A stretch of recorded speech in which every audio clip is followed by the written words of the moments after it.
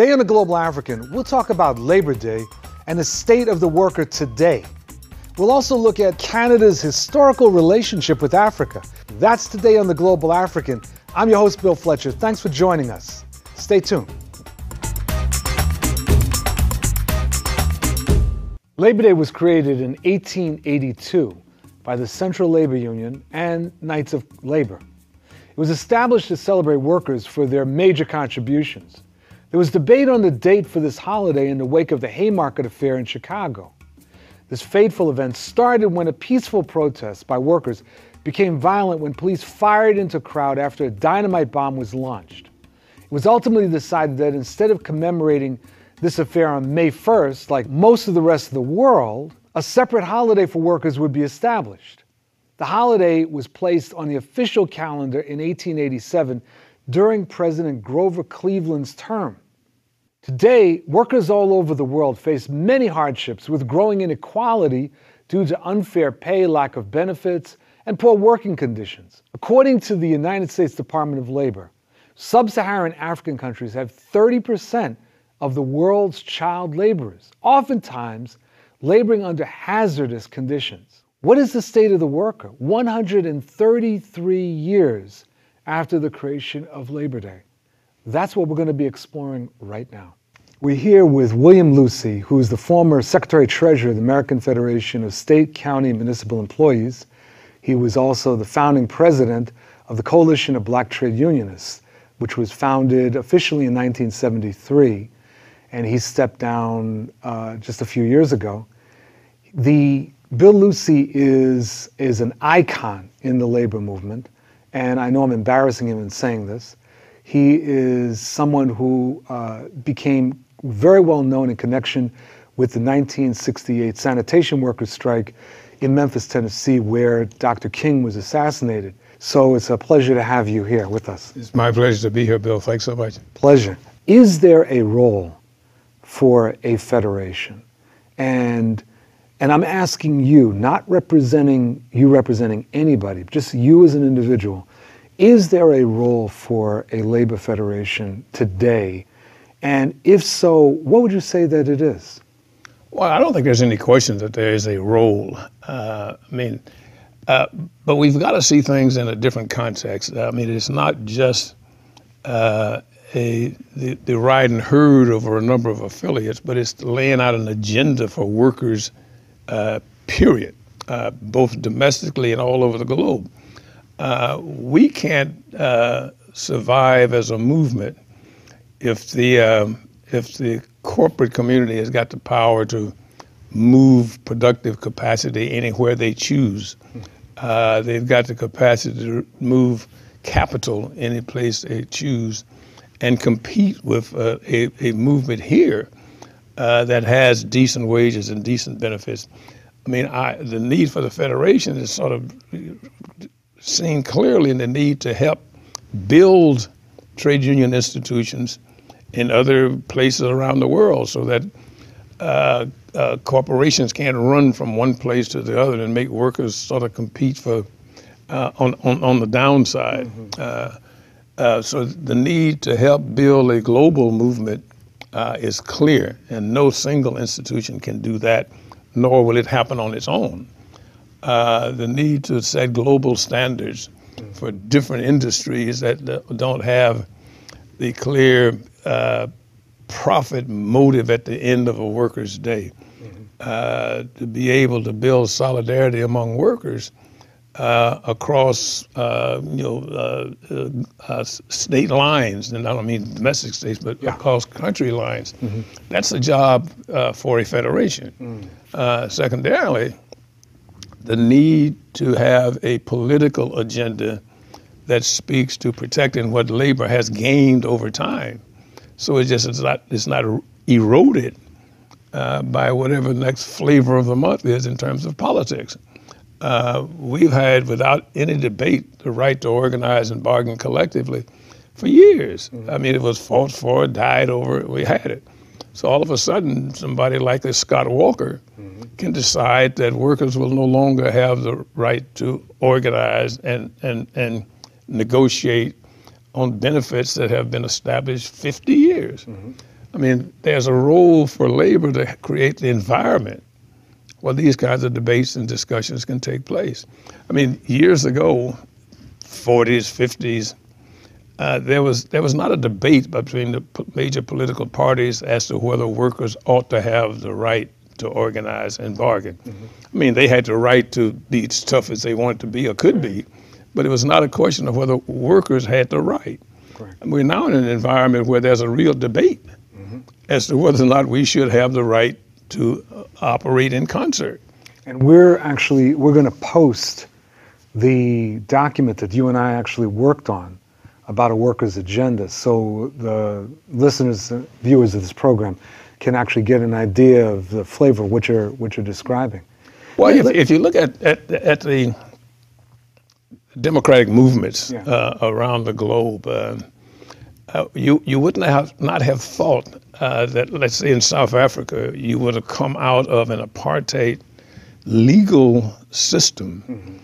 And you would not, if it had not been for organized labor, build an independent movement, independent of the political parties, but committed to the improvement in the quality of workers' lives. That's just as true here. No question about it. One of the threats that we've been feeling for a while is a variation on right to work. There's this particular threat that that's going on in the public sector, that where there's a Supreme Court case that will be coming up this fall. Right. And I think a lot of our viewers may not get what's really at stake, and it has to do with the issue of what are called fee payers. Right. And I just wondered if you could just take a moment to explain to our viewers exactly what's at stake with this case, and why should someone who has chosen in the public sector not to join a union, why should they be paying anything? Well, I have to say, like, the crazies have sort of taken charge of the debate around this. Trade unions in the public sector have the responsibility of representing the interests of workers, negotiations, servicing, et cetera, irrespective of whether or not they are a member of that union. If a union chooses not to represent somebody who's not a member, they can be sued for failure to represent, which is sort of a contradiction. But this issue of a fee payer, an agency fee payer, is to pay for the benefits that flow to you as a result of the union carrying out its responsibility for everybody who is a member or everybody who's in the unit. And this has been in place for years. So the right wing sees this as a way of just absolutely taking away the power and influence of unions to work for and speak for an organized group. And this will spill over into the private sector in nothing flat if it happens in the public sector. The case, I guess it's a case out of California that involves teachers, I believe. There's a similar case out of Illinois that involves home care workers, daycare workers. And the intent is to cripple organized labor or lay the foundation for wiping out organized labor and its representational role. You know, earlier you were talking about some of the international issues, and specifically about South Africa. But what it called to mind was that for several years, I don't remember exactly how many, you were the president of the Public Service International, what's called a global union federation of public sector unions from all around. Right. And one of the things that I encountered in the United States is that many public sector union activists and leaders didn't get why to be involved in international affairs. And they acted as if it was, I don't know, not even just a luxury, almost just like a game or something. But I remember, Bill, it's really funny. I remember there was a CBTU convention some years ago you didn't go to. You were president. And you tape recorded something because you had to appear at something that PSI was doing. And you explained that to everybody, and everybody in CBTU got that. But it was obviously important to you, the PSI. Why? Why was it important? And why does that remain important? Well, I think the international role and responsibility of brother and sister unions is so key. Here in the U.S., we measure democracy in one way. In other countries, they measure it in a completely different way. Mm-hmm. To somebody in Botswana, democracy is running water, mm-hmm. or sidewalks, and if they're going to be meaningful citizens, then they have to have a stake in their country, whether it's Kenya, whether it's any of the undeveloped countries. Mm-hmm. There's an incredible need to have public services delivered to just deal with quality of life questions mm-hmm. that people have. And PSI, Public Services International, was a global federation of nations committed to the delivery of public services, healthcare, transportation, clean water, clean air. And if you want a peaceful world, then people got to have at least some standards by which they can survive. And so you would say, this as a final question to you, but following up on that. So what would you say to a worker who says, that's all well and good, Bill, but why should we spend our hard-earned money here when we're getting our rear ends kicked, supporting workers in Botswana or in Bangladesh or Bulgaria? Well, the one thing that is common to both of these situations, that the enemy that fights us here is the enemy who would support the building of institutions there, who would compete with us here. Mm-hmm. The corporate community really, searches the world to find the lowest common denominators that would prevent it from just earning more money. Mm-hmm. They would finance a race to the bottom where workers compete against workers to find out who can be the poorest. So the worker here, he's got to understand that his well-being is caught up in this battle to keep everybody relatively poor, to keep the worker in Bangladesh from earning a decent living, and have that worker compete with a textile worker here. Mm-hmm. So it's an ongoing educational job that has to be done. So the workers understand that globally, workers can band together to fight the forces that keep us globally weak and globally poor. Mm-hmm. And it's not something that instantly comes to the average worker's mind, but it's a responsibility we have to educate around this. I mean, if you talk about global economic institutions, why not global worker institutions, so that at least you got a voice in the arena mm-hmm. where we discuss economic progress, where we discuss workers' rights. Some years ago, the ILO was structured as a forum for both workers and governments and organizations and corporations to come together and talk about all of these common concerns. Mm-hmm. But it doesn't take you long to figure out that the balance of power is not on the side of the workers, but it's on the side of the governments and the corporations. So we've got to find a way to get our folks clear that we have to participate in building global trade union institutions.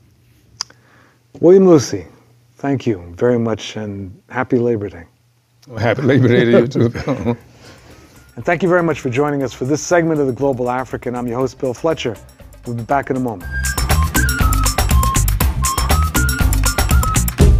When it comes to the question of imperialism in Africa, we oftentimes talk about the role of nations like France, England, Belgium, and the United States. We don't often hear about the relationship between Canada and the continent.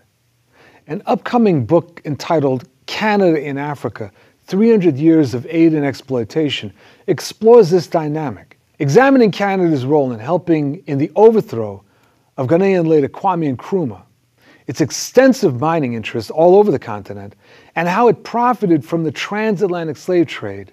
The text represents a fascinating glimpse into an often overlooked relationship. We're joined for this segment with Yves Engler, who is the author of a new book on Canada and its relationship to Africa. It's called Canada and Africa, 300 Years of Aid and Exploitation. Yves Engler is a Montreal-based activist and author, and he's published 8 books, and this is the most recent, and I want to welcome you to the Global African. Thanks for having me. Our pleasure. So I was quite fascinated when I received notification from you about this book, because I'm someone that's been very involved in issues in connection with Africa, and Canada is not one of the countries that's most associated with the continent. So I think it would be useful if you could just help us put this in some sort of context. Yeah, well, that would, I think, certainly be the widespread opinion. Maybe changing today with regards to the mining industry, where Canadian mining companies dominate across the continent.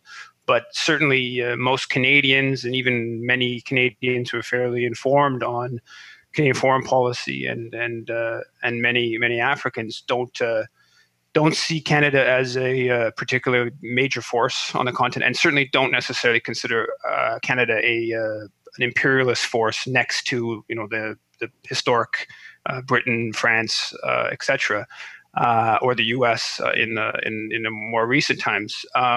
But the reality is that Canada has been aggressively involved across the continent for over a century, with Canadians involved in the scramble for Africa, conquering different parts, with Canadian missionaries in the late 1800s operating across the continent. In one case, providing health services to Cecil Rhodes's force that conquered Zimbabwe in exchange for land in Harare. At a certain point, it sounds like that Canada was operating almost more like as a proxy for Britain, but now you're describing something that seems very different, something that's far more independent and linked in more with something that's going on with global capitalism.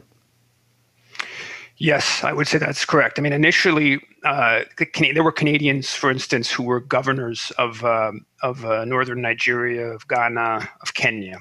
They were the governors during the British colonial period, and they were, of course, British governors. These were individuals who were trained at the Royal Military College of Canada. They were trained in this country in large part to participate. That's the point of the Royal Military College of Canada, set up in the 1870s, was to, in part, develop trained soldiers on behalf of British imperialism. So these individuals, were trained in this country, but they engaged under the British flag, and that was the dominant until World War II, where most of Canadian engagement on the continent was through the British. In one instance, there was a Canadian who was involved in conquering parts of the Congo on behalf of King Leopold II. But so historically, that was the case. I would say in the past 25 years, 2 decades, with the neoliberal push, the rise of Canadian mining companies, this is the most obvious example. The rise of Canadian mining companies is absolutely startling. So in 1989, there was something like $250 million in Canadian mining investment across Africa. Today, it's over $30 billion. So we're talking about 150, 200-fold increase in the past 20, 25 years. And that's very much because the IMF, the World Bank, the Canadian International Development Agency, and others prodded African countries to open up their natural resource sector, to reduce royalty rates, to basically allow foreign mining companies to come in to dominate. And it's been Canadian mining companies that are the biggest players. Canada is the biggest mining player globally. Also the case in Central America and in South America. But in Africa, there's no doubt that today Canada is a mining superpower. And so Canadian diplomacy, Canadian aid policy, seen particularly aggressively under the current Stephen Harper government, has been completely aligned with advancing the interests of Canadian mining companies. The extractive industries, the mining issue, I'm just curious, what countries are we talking about where these Canadian corporations are penetrating? It's more than 35 African countries. So wow. It's almost, it's most of the continent. The big examples are Zambia, Tanzania, and the examples are in some instances it's just horrendous from a human rights perspective. So in the case of Tanzania, we have Barrick Gold, which is the biggest gold company in the world, based in Toronto. Its operations, its North Mara mine, there have been dozens of people who have been killed by security forces or police that are paid for by the mining company in and around their mine. Most of those people who have been killed are just searching for gold. So it's the mine displaced locals that had previously been involved in small scale gold extraction, and people continued to try to find little bits of the precious metal. Mm-hmm. And so there's been tons of repression there. There's been instances of rape, abuse, and the companies had to pay some of the victims of that. And there's actually an example going back to the mid 1990s where a mine that Barrick Gold took over, which was then run by another company called Sutton Resources, another Vancouver-based company. There's accusations that 52 people were buried alive when they filled in the holes that the small-scale miners were previously using as part of a process to entrench Sutton Resources operations there. And this is we have all the internal documents on this issue as well. And the Canadian Embassy, the Canadian High Commissioner in Tanzania, was aggressively pushing the Tanzanian government in favor of displacing tens of thousands of small-scale miners back in the mid-1990s. So Canadian diplomacy, so the examples of Canadian mining companies, they're almost always working very closely with the either the local ambassador or the High Commissioner. Let me ask you one final question. In the United States, as you probably know, there's been periodic debate, and it's reemerging, around the issue of reparations. And in the context of, for African Americans, reparations for slavery and for Jim Crow segregation particularly. Is there any discussion in Canada about reparations vis-a-vis Canada's relationship to the continent? No, there's definitely no discussion about that. Most Canadians are completely ignorant about Canada's role. Most Canadians don't even know that there were Africans enslaved in Canada. One of the things I suggest in the book is that there should be some at minimum, if we're not going to, I think probably we should start talking about reparations, but at minimum some recognition of that history, and some in some instances we still recognize the slave owners, or we still recognize these officials who made wealth off the slave system. Let's start by removing monuments to them and start building monuments to reflect the real history. But the question of reparations is very far from the political agenda today. Yves Engler, thank you very, very much for joining us for The Global African. Thanks for having me. And thank you very much for joining us for this episode of The Global African. I'm your host, Bill Fletcher, and we'll see you next time.